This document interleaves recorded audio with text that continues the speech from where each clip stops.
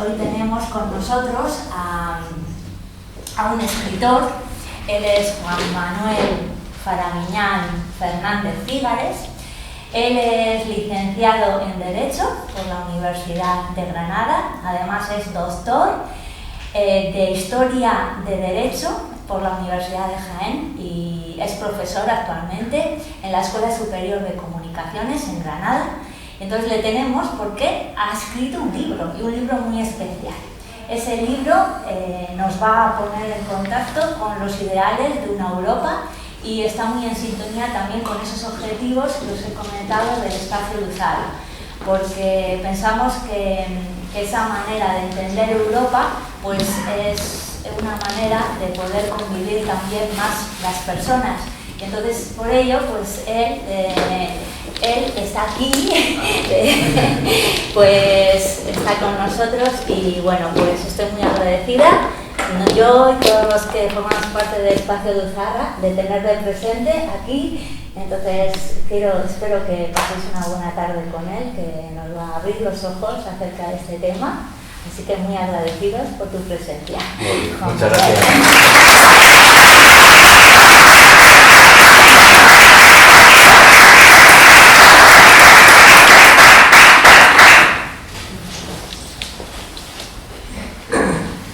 Muchas gracias por tu presentación tan cariñosa. Y bueno, esta actividad tiene un poco una doble cara, ¿no? Por una parte en la presentación del libro, pero por otra parte la hemos querido incluir dentro de la jornada con respecto al tema de la dignidad, porque es un tema más que, aparte de que a mí personalmente me preocupa bastante, es un tema que está muy relacionado con el trabajo que hizo este personaje sobre el que yo investigué en su momento respecto al tema de Europa, que es un tema candente, en cierto modo preocupante en estos momentos y que yo creo que además invita a una reflexión sobre la situación actual, ya no solamente a nivel jurídico y político, que es quizá el ámbito sobre el que siempre se trata el tema de Europa, sino ya desde un punto de vista, como decía hace un momento en la presentación de Yolanda, desde un punto de vista humanista, desde un punto de vista filosófico, y como todo eso entra también dentro de lo que se viene a denominar cultura, pues también, ¿por qué no?, desde un punto de vista cultural. Ese es el enfoque, además, que le di yo a este tema, porque aparte de que el personaje es muy interesante, el personaje sobre el que trabajo en este libro, lo que era muy interesante sobre todo era la aplicabilidad de su pensamiento en el presente y cómo, conforme la investigación se fue sucediendo, fui encontrando muchos elementos propios del periodo de entreguerras, que es cuando vive este hombre, porque además él trabaja mucho por configurar un modelo de Unión Europea en 1923, justo en el periodo de entreguerras, un periodo complejo dentro de Europa. Pues había muchos elementos que se empiezan a volver a ver de nuevo, que ya él en su momento vaticina que pueden ocasionar conflictos, que pueden ocasionar sufrimiento, que pueden ocasionar una guerra en un determinado momento, y bueno, esos elementos muchas veces se vuelven a repetir. Y además me pareció muy interesante el análisis que planteaba este hombre, porque plantea cómo esos ciclos históricos se vienen sucediendo desde hace mucho tiempo. Hay como una serie de elementos que se van repitiendo en la historia. Y conocer la historia, como bien dice esa frase, ¿no?, los que no conocen su historia están condenados a repetirla. Y de alguna manera el hacer un análisis histórico de un momento como el momento de la Europa de entreguerras y ese intento que hace este personaje por hacer una Unión Europea, pues creo que nos viene muy bien para invitarnos, como decía hace un momento, a una reflexión profunda sobre qué es Europa. Entonces, bueno, al tiempo que voy contando un poco de qué consiste el libro, creo que nos vamos a poder ir acercando a esa reflexión filosófica y a esa reflexión humanista que tiene este tema. Entonces, el primer elemento de este libro son las partes de las que está constituido, porque lo que he querido hacer es una visión de conjunto de Europa a partir de él. Entonces, hay una visión por una parte histórica, todos son los 6 capítulos que tiene el libro. En primer lugar, hago una introducción al personaje para darlo a conocer, porque es un personaje muy desconocido Es un personaje que ha tratado mucho el tema de la dignidad, el tema de la filosofía en Europa, y lo presento al principio, y luego voy haciendo en los distintos capítulos un análisis histórico de lo que es Europa, un análisis filosófico de lo que es Europa, un análisis político también respecto a lo que es Europa, y luego también una contextualización de Europa tanto en ese periodo como ahora. Es un poco la estructura que tiene el libro.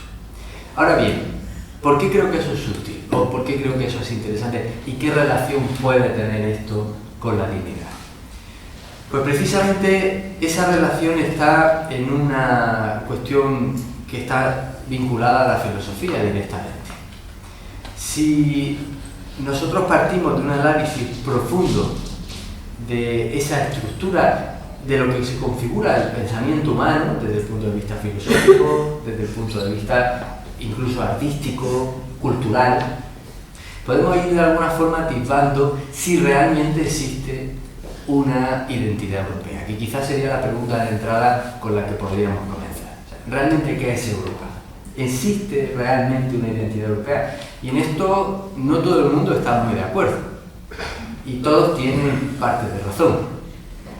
Porque vamos a ver, o voy a tratar de que veamos a lo largo de esta charla, cómo hay algunos elementos que sí son comunes, que compartimos en Europa y que yo me atrevería a decir que compartimos prácticamente en el mundo, y luego hay elementos muy característicos de cada una de las naciones que conforman lo que hoy conocemos como Europa.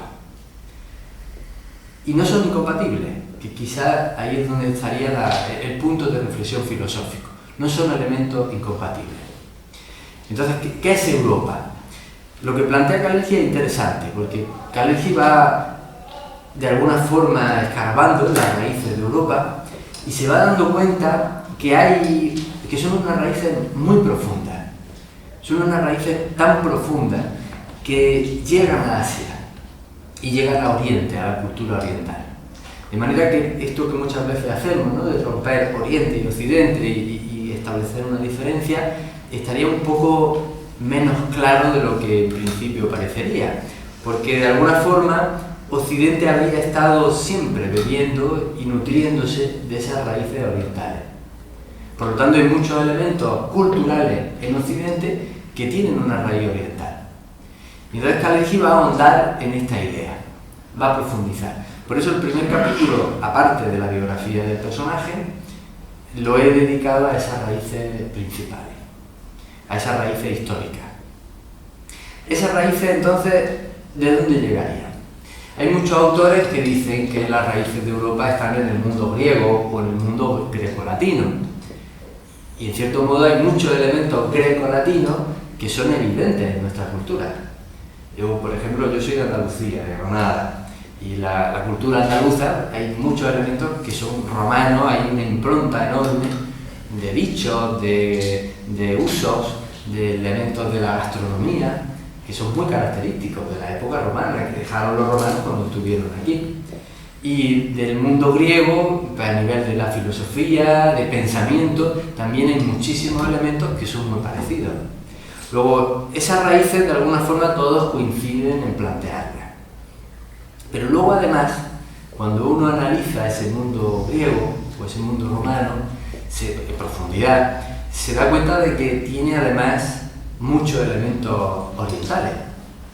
O sea, cuando uno profundiza en el mundo griego, en el periodo clásico o incluso más allá, se va a encontrar que hay elementos orientales muy característicos, hasta el punto de que a veces cuando uno estudia estos griegos clásicos, pues se da cuenta de que hay casi parecen orientales los troyanos en la famosa guerra de Troya, o luego además hay muchos cultos que son homólogos a los cultos que hay en Oriente y son muy similares, ya no solo en nombre sino en el ritual y en las características que tienen.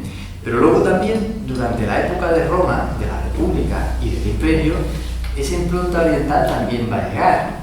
Y por ejemplo, pues tenemos cultos orientales como el caso de Mitra, que hablaba hace un momento con Artón de un mitreo que hay en Lugo, porque hay muchos mitreos aquí en España y hay mitreos por todas partes de Europa, ¿no? Y es un culto oriental.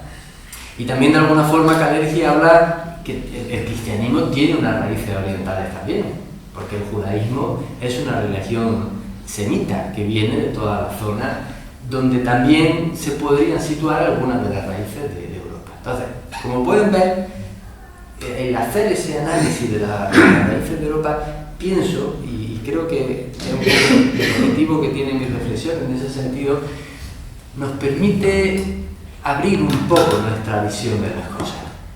A veces el concepto cultural, lejos de producir uniones y acercamientos, produce separaciones y confrontaciones. Y creo que es una pena, porque quizás rompería una de las bases fundamentales de la cultura, que es la base humanista, la base que tendría que de alguna forma darle forma a la idea de cultura. Entonces, Kalergi plantea una idea que creo que es interesante, y es que la cultura, esa cultura occidental, podríamos llamarla, proviene de una tangente que en un determinado momento de la historia se produce en la cultura oriental. La cultura de Oriente. ¿Qué es la cultura de Oriente? Porque esa cultura de Oriente es enorme, ¿no? Es muy profunda. ¿Hasta qué punto llegan esas raíces?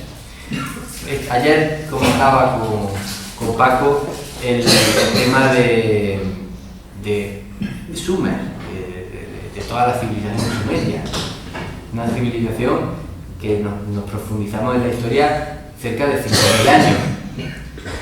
Hace 5.000 años aparecen elementos que se reproducen luego aquí en Occidente. Hay un librito que les recomiendo, que se llama La historia empieza en Sumer, que es de un sumerólogo que se llama Samuel Noah Kramer, y toma fragmentos traducidos de esta civilización tan antigua y que son de la vida cotidiana, que uno las puede perfectamente ver reproducidas en lo que hacemos día a día, desde la práctica en los colegios, desde la práctica médica, desde elementos de tipo político. Es muy interesante cuando uno ve estas cosas, que hay muy pocas cosas que nosotros hayamos inventado. Entonces, claro, la pregunta sería, entonces, ¿qué caracterizaría a esa tangente? Porque la tangente se produce de un circuito cultural, y estamos hablando de Sumerio hace un momento, pero ahí podemos meter India, podemos meter Egipto, y después de los sumerios podemos meter también Babilonia, podemos meter a los asirios, hititas, en fin, muchísimos pueblos que se desarrollaron en esta zona tan prolífera que es la zona del creciente fértil, donde están los ríos Tigris y Éufrates, la zona de Mesopotamia, que significa entre dos ríos, una zona muy fértil donde ha habido muchísimos pueblos que han pasado por ahí y donde se han producido muchos elementos de tipo cultural. Fíjense una cosa curiosa, que incluso el concepto de ciudad-estado, que siempre identificamos con el mundo latín griego, es un concepto que ya se da en las primeras ciudades como Ur o Lagash, las grandes ciudades-estado de este mundo sumerio, tan antiguo. O sea, podemos encontrar muchos elementos que son muy cotidianos de nuestra vida propia actual. Entonces, de esa tangente de alguna manera se había ido significando, es lo que plantea Kalergi, este personaje, que ahora daremos algunos datos sobre él. Kalergi plantea que esta tangente cultural asiática, tan rica, tan profunda, tan amplia, en un determinado momento se había empezado a significar un modelo cultural distinto, que es lo que él le llama la tangente europea. Un modelo cultural que a través de distintas migraciones se habría puesto en movimiento y habría salido y se habría ido introduciendo a través de migraciones en el continente europeo. El continente europeo es un continente también difícil de delimitar, porque hay fronteras de Europa que son más o menos claras por su límite marítimo, pero las fronteras del este son más difíciles de clarificar. De alguna manera se ha definido Europa continental desde las fronteras del este por el norte, los Urales, y por la zona del sureste el Dardanelos y el Bósforo, los dos estrechos que además rompen Turquía. Por lo tanto, esto ya también nos hace entender una de las dificultades que planteó en su momento la incorporación o no de Turquía a la Unión Europea, ¿no? Porque continentalmente estaría dentro, pero hay elementos culturales que de alguna forma no se supieron resolver y generaron cierta confrontación. Y luego, por otra parte, la frontera de los Urales nos mete prácticamente en la mitad de Rusia. Por tanto, gran parte de Rusia y una serie de países que hay muchos elementos culturales que tampoco comparten con los otros, pues también estarían dentro si habláramos a nivel continental. O sea, hay otro elemento que lanzo aquí porque, bueno, son cuestiones que no están muy resueltas del todo, a efectos de poder configurar un modelo político, organizativo como es la Unión Europea, y que son difíciles de resolver, y lo han sido durante todo este tiempo. Como saben, además, después de la gran ampliación que hubo de estos 10 países de la zona este, por no llamarlos países de Europa del Este, son países de la zona este de Europa, pues también generó controversia. Y cualquier ampliación siempre la va a generar. Pero es por esta razón, porque es muy difícil delimitar cuáles son esas fronteras. Si realmente los estados configuraran un monolito fronterizo claro y evidente, a lo mejor podríamos hablar de una forma más evidente de frontera. Pero como las fronteras son generalmente muy artificiales, es difícil definirlas. Y eso evidentemente genera a veces rupturas cuando se plantea una frontera en un determinado lugar o en determinado otro lugar. Entonces, esa tangente, en su momento, lo que plantea Kalergi, es que fue entrando a través de migraciones en todo este continente europeo. Habría ido entrando poco a poco y se habría ido estableciendo a modo de colonia. Y fíjense qué interesante lo que plantea Kalergi, y planteo yo aquí en el libro, ¿no? Cómo el elemento mítico, una vez más, nos da algunas muestras de lo que pudiera haber ocurrido. Porque todos conocen más o menos el mito de Europa, el rapto de Europa, el famoso mito del rapto de Europa, que entre otros narra Ovidio en su Metamorfosis. Es un mito muy sencillito, pero muy curioso.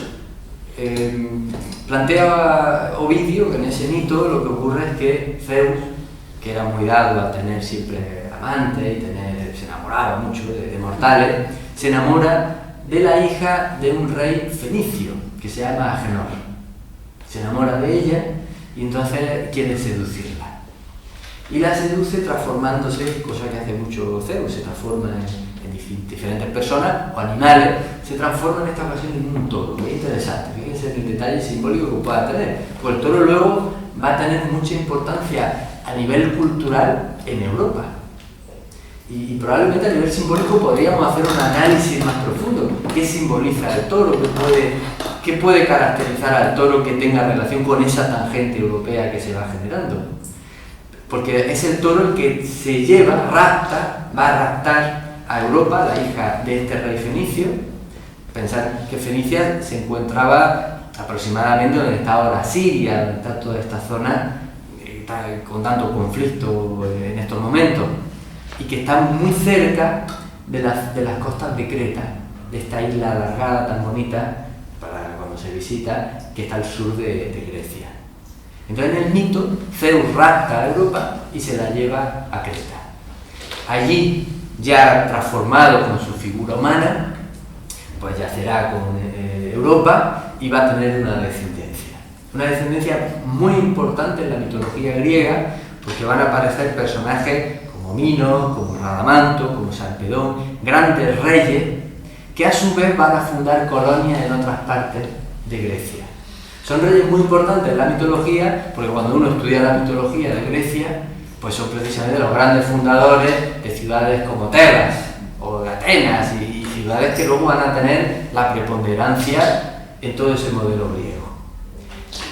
Esos son los hijos de Europa, pero no solo los hijos de Europa van a repartirse por toda esa época, porque cuenta el mito que los hermanos de Europa, es decir, también hijos de este rey fenicio, también van a ir en busca de su hermana a ver dónde se encuentra, ha sido raptada, y como no la encuentran van a fundar también colonias en distintas islas, en distintos lugares. Pero fíjense qué interesante. Simbólicamente el mito pudiera estar planteando cómo esas migraciones de Oriente se hubiesen podido ir introduciendo a través de Grecia, a través de Creta, donde aparece la civilización minoica, cretense, y poco a poco de ahí se habrían ido repartiendo por toda la zona, en principio, de todo el archipiélago heleno, y luego el resto de Europa. Es interesante, ¿no? Son posibilidades, pero creo que son curiosas porque, bueno, nos invitan al menos, como decía al principio, a indagar en esas posibles raíces. Yo creo mucho en que cuando se abre la mente a estudiar otras culturas, hacer estudios comparados de religiones, de filosofía, de ciencias, de arte, eso nos permite entender mucho a los demás, nos permite entender a otros seres humanos de otras culturas. Y en ese sentido yo soy profundamente humanista en el sentido universal del término. Y creo de verdad, fervientemente, que es interesante indagar esas raíces, porque probablemente al profundizar en ellas nos vamos a dar cuenta de que somos mucho más que una monocultura europea concreta, sino que tenemos muchos elementos que compartimos con otras culturas que luego a su vez se han ido a otras partes del planeta. Pues bien, Kalergi, ahora hago una pequeña introducción del personaje. He querido primero plantear esta idea porque creo que es interesante. Kalergi, este personaje, ¿qué hace? ¿Por qué me parece interesante? Bueno, pues porque este personaje, en pleno años 20, después de la Primera Guerra Mundial, la posguerra dura, porque fue una guerra muy devastadora, la Primera Guerra Mundial, y más que devastadora fue muy encarnizada. Quizás fue más devastadora la segunda, pero fue más mortífera la primera. Fue una guerra que se mantuvo como enquistada en distintos lugares, en distintos frentes que hubo en Europa, y durante mucho tiempo generó un dolor profundo. Y además, cuando terminó esa guerra, se produjo una, digamos, revancha a través del Tratado de Versalles, que fue especialmente dura para Alemania, y eso también generó una sensación de crispación. Y luego ocurrieron muchas cosas, porque además luego la actitud de Francia en aquella época tampoco propició mucho a que no se generara más confrontación entre Francia y Alemania, invadió la cuenca del Ruhr, las provincias de Alsacia y Lorena, en fin, era una época muy difícil. ¿Y qué hace este hombre? Pues este hombre, que tiene vocación filosófica, estudiando su vida, realmente es un filósofo, pues se da cuenta de que alguien tiene que hacer algo. Hay que hacer algo, y lo que plantea hacer es un modelo de Unión Europea.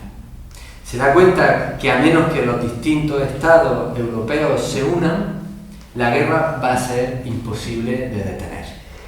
Va a haber otra nueva contienda, en un momento en que no todo el mundo era consciente de que eso podía ocurrir, aunque ahora, viéndolo con la distancia y la perspectiva del tiempo, nos parece evidente.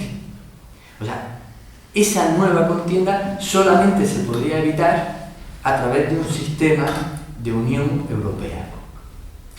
Es interesante porque ¿qué plantea él? Que yo creo que aquí es la gran originalidad que tiene. Pues se da cuenta de que ese sistema, aunque va a tener que tener una base económica, de hecho hay un libro de Nietzsche en el que habla mucho de Europa, que se llama Más allá del bien y del mal, y el propio Nietzsche, ya en el final del siglo XIX, plantea que una Europa unida nunca va a ser posible si no hay un elemento económico, un interés económico mutuo que pueda generar esa unión. O sea, el elemento económico, lo que quiero decir con esto, era inevitable.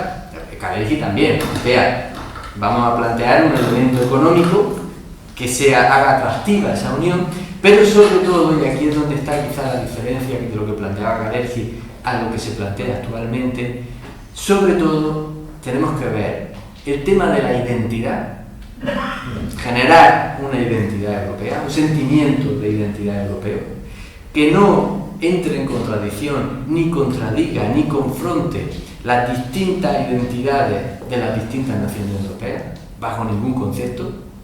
O sea, no se trataba de generar una monocultura, sino todo lo contrario. Y además se da cuenta de que ese modelo de Europa no se podrá hacer nunca si no es a través de un modelo humanista y filosófico. Sin filosofía, sin un modelo de formación verdadero como ciudadano, no se puede generar libertad. Y esto es muy platónico. Por eso yo planteo que a mí me llama mucho la atención que alguien en pleno periodo de entreguerras, con las dificultades que tuvo este periodo, pues se planteara hacer un modelo europeo basado en Platón.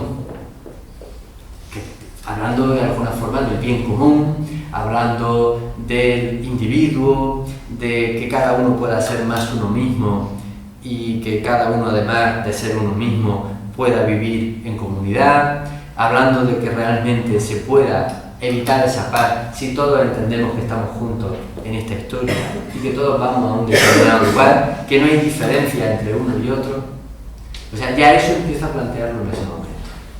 Y creo que es interesante, porque es verdad que además la historia demuestra cómo todos vamos juntos en esta batalla que es la vida. Y al final la Unión Europea se ha apoyado tanto en la base económica que, bajo mi punto de vista, ha perdido esa otra visión de la identidad cultural, de ese sentido humanista, de unidad del destino, de ir todos juntos a una, de analizar simplemente la situación del mundo y ver hasta qué punto han cambiado las cosas, porque el mundo ha cambiado de manera vertiginosa en los últimos 40 años, de forma tal que cada invento supone, como dice Smeltzer, que es un sociólogo, cada pequeño invento supone grandes transformaciones en la sociedad. Ahora ya no solamente hay bienes de consumo, incluso bienes de consumo masivo, que todos tenemos, y que cuando salen automáticamente parece que se distribuyen solas en la sociedad. Los distribuimos nosotros que los compramos. Pero cada uno de esos inventos va cambiando el entorno y va cambiando las circunstancias.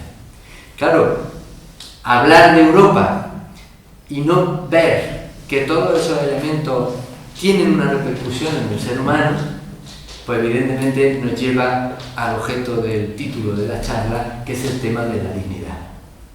O sea, ¿hasta qué punto podemos plantear el concepto de dignidad si solamente nos estamos apoyando en valores, en criterios de tipo económico? Es difícil, ¿eh? Es difícil. Porque la dignidad es algo que atañe a cada ser humano por sí mismo. O sea, cada ser humano, en el hecho de poder ser más él mismo, está apoyando su base identitaria, su identidad personal y su base identitaria respecto a la dignidad como ser humano, en el poder ser nosotros mismos y no estar tan sometido a las circunstancias, a las reglas, en este caso, en muchos casos, las reglas del mercado. Por eso creo que es interesante lo que plantea Kalergi. No digo que sea algo que se pueda plantear ahora mismo exactamente igual, pero sí creo que realmente si empezamos a plantearnos el poder ser ciudadanos, no hacer ciudadanos, ser nosotros mismos ciudadanos y poder transmitir a otros el hecho de que podemos ser ciudadanos, que al fin y al cabo quiere decir ser nosotros mismos, bajo la base del respeto, de la tolerancia y de la comprensión a los demás, podemos construir cosas juntos. Y entre esas cosas que podemos construir aparece la idea del Estado, aparece el concepto de Europa y pueden aparecer todos los conceptos que queramos, incluso un concepto mucho más universal, que a mí, pues evidentemente, como a Kant, pues sería lo que me parecería el logro y el objetivo primordial de la humanidad, ¿no? Poder hablar de una paz perpetua, una paz universal, porque hubiese un sentido de humanidad, un sentido universal de humanidad. Entonces, claro, ese concepto de identidad, que además tiene, como dice Max Weber, mucho que ver con la vocación, con el poder decidir, con independencia de los requerimientos del mercado, que casi a los chicos jóvenes le exigen tener determinadas profesiones y desechar otras que probablemente les harían mucho más felices o les podrían hacer sentirse mucho más realizados, más ellos mismos. Pues el poder ser uno mismo implica, en un determinado momento, como decía Yolanda hace un momento, la idea de la formación del carácter. Y en esa formación de carácter Están evidentemente nuestros maestros, están nuestros padres, están todas las personas que en nuestra infancia nos van formando, pero llegado un momento, sobre todo, estamos nosotros mismos, que somos los que tenemos que de alguna forma plantear quiénes somos, quiénes queremos ser y permitir y dejar que los demás también lo sean. Yo no creo que esto sea fácil, pero sí creo que es fundamental. Creo que hablar de Europa y de dignidad al mismo tiempo, y digo Europa por acotar un límite que ya se escapa bastante de los límites de nuestras fronteras nacionales y que por lo tanto nos podrían también librar de las confrontaciones que se generan también dentro de España, por ejemplo, a través de nuestras diferencias culturales, que son positivas, no son malas tener esas diferencias culturales, bajo mi punto de vista y también desde lo que plantea él. Pero el plantear que unirnos vaya más hacia arriba hace que se amplíe un poco la visión de conjunto. Y eso de alguna manera pienso que debe de empezar por cada uno de nosotros. Y es lo que plantea también Kalergi, por eso creo que es interesante. Entonces plantea un modelo de filosofía que es recuperar un modelo de filosofía griego, que es la filosofía práctica. Él le llama hiperética, por llamarlo de una manera distinta al concepto de ética de los años 20, que es prácticamente el mismo de ahora, que es algo como muy teórico. De hecho, vemos que en muchos casos la filosofía se torna muy teórica o excesivamente académica y no llega al ciudadano común, que le resulta en muchos casos casi incomprensible. Pero realmente la filosofía debe de ser algo práctico, una forma de vivir. Lo que plantea Kalergi es que la hiperética es precisamente ese ser más uno mismo, a través de una doble combinación que encontramos en Grecia. La de lo bello y lo bueno, el kalos agathos. De manera que la belleza es al cuerpo, a la forma, lo que la ética sería al alma. Y de alguna manera plantea una idea muy platónica que es preciosa, que es la idea de que a través del amor a la belleza, de la búsqueda de los elementos bellos, de la naturaleza, los demás, nos vamos acercando también a la belleza de las normas de conducta. A la ética, lo que plantea Platón, nos acerca y nos lleva el amor a la belleza, a las cosas bellas. En todas las cosas. Hay un diálogo que conocerán seguramente de Platón, que es el banquete, en el que Platón dialoga con una sacerdotisa que se llama Diótima, y en el que Diótima le cuenta a Platón cómo precisamente es el amor, Eros, un geniecillo, no es un dios, tampoco es un mortal, es un elemento intermedio que hace que otro ser intermedio, que es el ser humano, que se encuentra siempre a mitad de todas las cosas, que tiene algo que le torna bestial y al mismo tiempo algo que le torna divino y casi mágico, pues ese geniecillo, el Eros, es el que le permite ir conduciéndose. En Platón, a ese mundo de la idea, a ese mundo más de los arquetipos. Pero en la filosofía, porque de alguna manera plantea Platón que Eros es un filósofo, hace a los seres humanos filósofos. Y en esa medida le hace ir buscando lo bello, y al principio lo van a buscar en elementos muy concretos. En la belleza de un cuerpo, dice Diótima, de una belleza de un cuerpo a entender que hay una belleza que todos los cuerpos, que todos los seres humanos comparten, de la belleza de los cuerpos de los seres humanos a la belleza de la naturaleza, de las cosas, de las construcciones naturales, de las flores, de los ríos, de las montañas. Y de esa belleza poco a poco ir llegando a una idea de una belleza, del concepto de belleza. De ese concepto de belleza, entender que hay cosas bellas que no se ven, ni se tocan, ni se huelen, y que son ideas. Y entonces de ahí ir entendiendo que hay ideas bellas y otras ideas que no lo son tanto.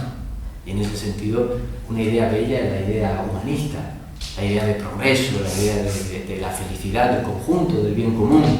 Y poco a poco eso nos llevaría a la idea de la belleza de las normas de conducta, donde está la ética. Esa es la ética. Y ven, la relación es interesante, como de la belleza a la ética. Belleza y ética, dos partes relacionadas que tienen mucho que ver con la dignidad del ser humano. O sea, ese ser humano que plantea Kalergi es el mismo que plantea Platón y es el que podría conformar realmente un concepto concepto de Europa o un concepto de unidad más allá de la diversidad, que es la divisa, ¿saben qué es la divisa de la Unión Europea? Curiosamente y contradictoriamente en muchos casos, pero la divisa de la Unión Europea es unión en la diversidad. O sea, precisamente lo que plantea es que más allá de toda esa diversidad, de esas diferencias culturales, hay un elemento común, y ese es el elemento humanista. ¿Ven por dónde voy? Sé que es un concepto complejo, porque nos lleva también a otra diferenciación necesaria, y es la diferenciación entre el concepto de Estado y el concepto de nación, como dos elementos que son complementarios, no son antagónicos. El concepto de Estado es un concepto jurídico y político, es una estructura funcional, es una creación artificial del ser humano. De hecho, lo vemos muy claro a partir del siglo XVIII con la creación del Estado moderno. Es un consenso, de alguna manera. La Constitución es un consenso de varios ciudadanos, al menos de forma teórica o de manera hipotética, porque en cierto modo tiene mucho de utopía. Pero es una estructura que se conforma en base a unas necesidades. Y el concepto de nación, según plantea Kalergi, porque esto está también en el capítulo 4 o 5, creo recordar, que es donde son los fundamentos políticos, lo que plantea es que el concepto de nación es un concepto, él lo llama espiritual, pero soy consciente de que es un término ambiguo y difícil de relacionar, pero podemos decir que es un concepto cultural, en cierto modo. O sea, habría elementos de tipo culturales y habría elementos de tipo jurídico, que no son incompatibles, pero no necesariamente son los mismos. Vamos a ver cuáles son esos elementos de tipo cultural. Los elementos de tipo cultural podríamos hacer también una diferenciación entre elementos de tipo culturales per se, que son elementos que cambian muchas veces, que son muy cambiantes, pero que conforman también identidades, y elementos de tradición, que son elementos que forman parte de los culturales, pero son a largo plazo. Esos elementos culturales per se son a veces a corto plazo y van cambiando, y cuando analizamos un pueblo u otro nos damos cuenta de que en cuestión de 2-3 siglos han tenido características culturales diversas, simplemente con el concepto de bueno o mal, por ejemplo, y en muchos otros, pero a lo mejor lo que era bueno en un determinado momento luego no resultaba serlo tanto. Y luego, por otra parte, vamos a encontrar con que hay elementos de tradición, y que son elementos que curiosamente comparten muchas culturas distintas, muchas identidades culturales distintas, y que son mucho más profundos, llegan mucho más allá en la oscuridad del tiempo. A veces es difícil saber hasta de dónde vienen. Son viejas tradiciones que conforman ritos, cultos, incluso algún tipo de elementos concretos ceremoniales en distintos pueblos, y que son muy importantes.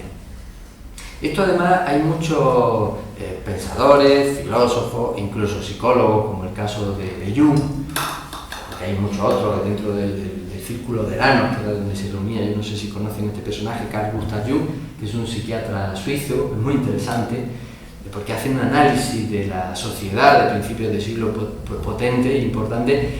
Pues hay un grupo que se dedican a analizar cuáles son esos elementos culturales que se han perdido y hasta qué punto son importantes. Y además es interesante esta reflexión, porque además es una de las reflexiones que está generando muchos sentimientos de tipo identitario, que luego conforman nacionalismo y conforman también confrontaciones. Pero hay que entender de dónde vienen, porque son importantes muchas veces esos elementos identitarios. ¿De qué se dan cuenta esta gente? Pues que efectivamente, a partir del siglo XX y sobre todo después de la Guerra Mundial, se empiezan a perder muchos elementos de tradición que conforman ya no solamente elementos formales de la vida cotidiana, sino elementos profundos del desarrollo interior, de la formación del carácter, como decía hace un momento, de cada ser humano. Ritos de paso, momentos importantes de la vida, que a través de los usos y costumbres tradicionales se iban resolviendo. Y por ejemplo, lo que plantea Jung es interesante, muchas enfermedades mentales, psicosis, neurosis, que son los términos que utiliza él en su época, que se están produciendo precisamente por esas pérdidas de elementos tradicionales, porque lo que se da cuenta es que hay muchas cuestiones en las que vamos todas a una, vamos juntos, Y el grupo social, ayuda a que cada uno de nosotros vaya pasando esos momentos. Momentos que conforman la pubertad, la adolescencia, el paso a la madurez, los momentos de crisis, la crisis de los 40, los 50, ya hay crisis prácticamente en todos los decenios. Todo este tipo de momentos de paso están, si se fijan, representados en muchos elementos tradicionales, que no son racionales. Pues lo que se empiezan a dar cuenta es de que no todo está circunscrito a la perspectiva racional con la que nosotros vemos las cosas. Hay cuestiones que nos parecen más lógicas o menos lógicas, pero no por ello dejan de estar presentes o no estar presentes en la vida interior de cada persona, de cada ser humano. Entonces, a mí me gusta mucho esta diferenciación porque creo que es interesante la diferenciación entre elementos culturales formales y elementos culturales que sí es interesante mantener y que de alguna manera, con la pérdida de esa diferenciación entre Estado y nación, muchas veces se están perdiendo, porque se imponen, no siempre de manera consciente, creo, sino de forma inevitable. ¿Quiere un poquito de agua que tengo aquí? Pasando un poquito de agua. ¿Sí? Que cuando no le da un ataque de tos es difícil. Son elementos que hay que recuperarlos de alguna manera. Por esa importancia que tienen, por esa impronta que tienen en el desarrollo del ser humano. Entonces, el Estado se configuraría, o debería de configurarse, tal como lo plantea Kalergi, como la unión de diferentes identidades culturales. Y claro, se da cuenta de algo interesante. Esas identidades culturales no siempre son tan claras. A veces están mezcladas, hay distintas identidades culturales mezcladas, de una identidad cultural se conforma otra, de manera que podemos hablar de que hay muchas naciones en el mundo, muchas más naciones que estados. Y el problema es cuando un Estado se erige con un concepto de identidad nacional. A mí me parece interesante esta idea, ¿no? Un Estado plantea dentro de su base organizativa, que tiene muchas veces una función estratégica, o debería, geopolítica, pues plantea que al Estado le corresponde una determinada identidad cultural, una determinada identidad nacional. Ahí empiezan a generarse confrontaciones. No solo porque en un Estado hay distintas naciones, sino porque muchas veces identidades nacionales han sido sesgadas por fronteras estatales. La historia de Europa, desde antes de la Primera Guerra Mundial hasta ahora, ha sufrido una cantidad de transformaciones, por poner un límite de tiempo, porque si nos vamos más atrás es mucho más increíble la cantidad de transformaciones, la cantidad de límites de fronteras que se han ido cambiando. Todos los que tenemos relación con el campo y tenemos algún familiar que tiene campo, sabemos los terribles conflictos que generan las lindes. No sé si se le llama linde aquí también, ¿no? Los límites del territorio, del terreno. Y yo, por ejemplo, que me dedico al derecho también, soy abogado, pues bueno, hay muchísimos temas civiles que vienen pues, porque tú tienes el muro de tu casa aquí y entra un árbol, o sea, son temas de límites de territorio. Claro, confundir el concepto del territorio con elementos mucho más profundos, porque ¿qué es un ser humano? ¿Acaso el ser humano es algo que debe de estar circunscrito a un territorio? ¿O podemos hablar, como decían los antiguos estoicos, de que somos ciudadanos del mundo realmente?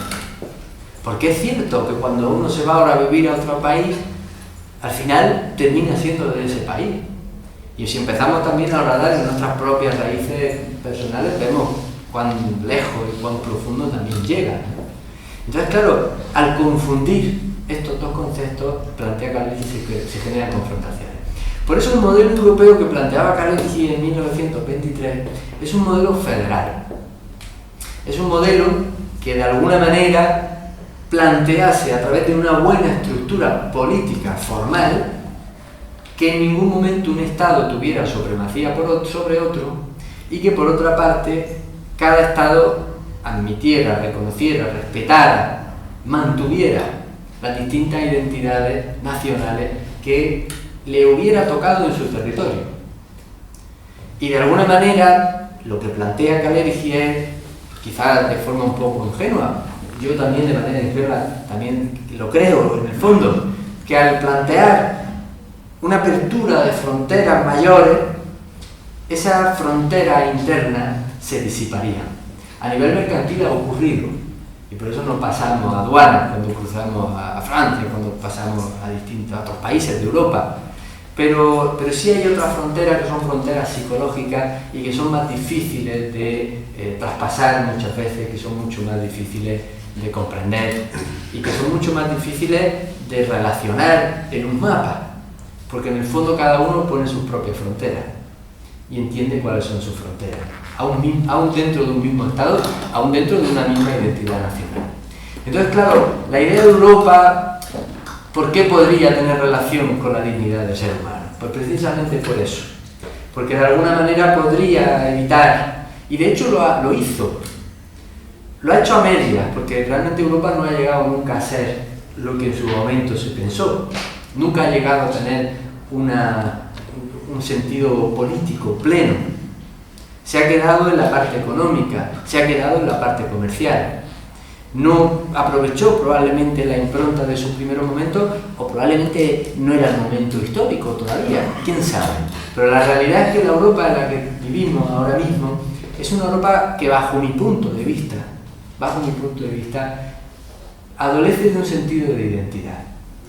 Y ese sentido de identidad no creo que deba necesariamente que buscarlo en esas raíces. Creo que esas raíces son fundamentales por lo que he dicho hace un momento, por el concepto humanista, por el concepto de comprensión, por ver que esas barreras no son tales barreras. Pero aparte de eso, aunque no existiera esa herencia europea, como la llama Gadamer, aunque no existiera esa raíz y esa impronta tan antigua, podemos entender que el mundo va cambiando vertiginosamente y que necesitamos estar de alguna manera unidos en la diversidad. A mí la división me parece muy oportuna, lo que no sé hasta qué punto se lleva a cabo como se debería, ¿no? Pero si pudiéramos hacer eso, si pudiéramos plantear un modelo de Europa más afín a las circunstancias que estamos, si solamente a nivel mercantil vemos la relación de Europa con grandes potencias, como son los Estados Unidos, como son Rusia, China, en fin, los grandes gigantes que hay ahora mismo en el mercado internacional, y es una relación bastante desigual, que no siempre sale bien parada. En el caso de Europa, pues imaginemos qué ocurriría si cada Estado estuviera otra vez dividido, estuviera separado.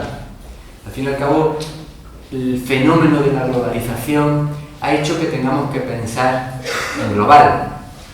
Está este término tan interesante de local, que es pensar en global y al mismo tiempo en local, ¿no? Que creo que sería la clave, ¿no?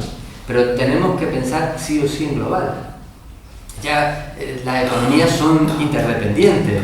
Los países, la gran mayoría, hemos perdido la poca o relativa autarquía productiva que pudiéramos tener en un determinado momento. Si ahora esas fronteras se volvieran a producir, se volvieran a cerrar, sería difícil poder competir en un mundo como el que estamos. Por lo tanto, creo que la reflexión, bajo mi punto de vista, hace que hablar de Europa sea hoy en día ya no es si Europa sí o no, sino cómo. O sea, Europa la considero una necesidad desde todo punto de vista, a nivel de estructura global, de mercado, a nivel humano, a nivel de identidad, a nivel de dignidad, a todos los niveles básicamente. Por lo menos como un paso. Algo que plantea Kalinski que es interesante y que a mí me gusta mucho, es como Europa podría ser un primer paso. Quién sabe, esto lo plantea también Kant, de la paz perpetua, un primer paso para que algún día se pudiera generar unos estados confederados del mundo, ¿no? O sea, hubiese una federación, que aparece en algunas películas de ciencia ficción, ¿no? O sea, en algún momento sería posible que todos los estados del mundo, a través de grandes estructuras, se pusiesen de acuerdo, y no solamente en elementos mercantiles, es por lo que ahora mismo estamos viviendo una cierta situación de paz, aunque siempre recuerdo que, bueno, una paz a media, que mientras aquí no hay guerra, hay guerra en muchísimas otras partes del mundo. Guerras que soportan el sistema de mercado también en el que vivimos, ¿no? Ya que es una paz relativa también.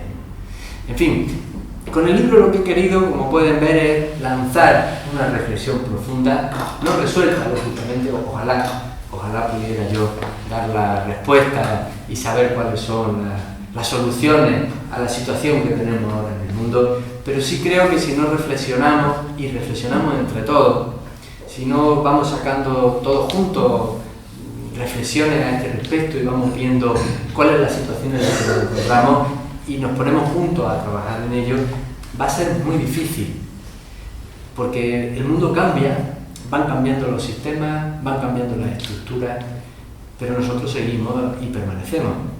También vamos cambiando, pero ese concepto humanista, ese concepto humano, ese concepto que tiene tanta relación con la filosofía, ese es el que está. Es de alguna manera tradicional, si se da cuenta. Hay un concepto de tradición humana, en el que llevamos toda la vida del ser humano. Entonces, bueno, la reflexión un poco iría por ahí, ese es un poco el planteamiento. Y no sé si hacemos un poquito de coloquio, por dejar un poquito de tiempo para hacer un poco de coloquio, que creo que siempre es interesante, en base ya a las preguntas, pues ir formulando la respuesta, si les parece.